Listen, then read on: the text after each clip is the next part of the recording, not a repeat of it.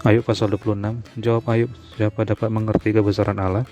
Tetapi Ayub menjawab, alangkah baiknya bantuanmu kepada yang tidak kuat dan pertolonganmu kepada lengan yang tidak berdaya. Alangkah baiknya nasihatmu kepada orang yang tidak mempunyai hikmat dan pengertian yang kau ajarkan dengan limpahnya.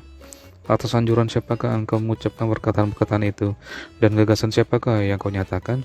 Roh-roh di bawah menggeletar, demikian juga air dan penghuninya. Dunia orang mati terbuka di hadapan Allah. Tempat kebinasaan pun tidak ada tutupnya. Allah membentangkan utara di atas kekosongan dan menggantungkan bumi pada kehampaan. Ia membungkus air di dalam awannya, namun awan itu tidak robek. Ia menutup pemandangan tahtanya, melingkupinya dengan awannya. Ia telah menarik garis pada permukaan air sampai ujung perbatasan antara terang dan gelap. Tiang-tiang langit bergoyang-goyang, tercengang-cengang oleh hardiknya. Ia telah meneduhkan laut dengan kekuasaannya dan meremukkan Rahab dengan kebijaksanaannya.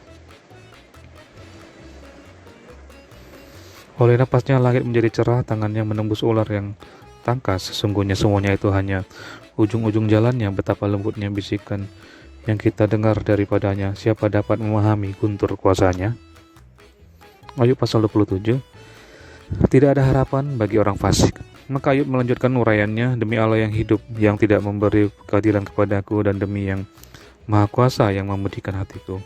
Selama napasku masih ada padaku dan roh Allah masih di dalam lubang hidungku, maka bibirku sungguh-sungguh tidak akan mengucapkan kecurangan dan lidahku tidak akan melahirkan tipu daya. Aku sama sekali tidak membenarkan kamu. Sampai binasa aku tetap mempertahankan bahwa aku tidak bersalah. Kebenaranku kupegang teguh dan tidak kulepaskan, hatiku tidak mencela sehari pun daripada umurku. Biarlah musuhku mengalami seperti orang fasik dan orang yang melawan aku seperti orang yang curang. Karena apakah harapan orang durhaka kalau Allah menghabisinya, kalau ia menuntut nyawanya? Apakah Allah akan mendengar teriaknya jika kesesakan menimpa dia? Dapatkah ia bersenang-senang karena yang Maha Kuasa bersyukur pada Allah setiap waktu? Aku akan mengajari kamu tentang tangan Allah. Apa yang dimaksudkan oleh yang Maha Kuasa tidak akan kusembunyikan. Sesungguhnya kamu sekalian telah melihatnya sendiri. Mengapa kamu berpikir yang tidak-tidak? Inilah bagian orang fasik yang ditentukan Allah, dan milik pusaka orang-orang lalim yang mereka terima dari yang Maha Kuasa. Kalau anak-anaknya bertambah banyak, mereka menjadi makanan pedang, dan anak cucunya tidak dapat cukup makan. Siapa yang luput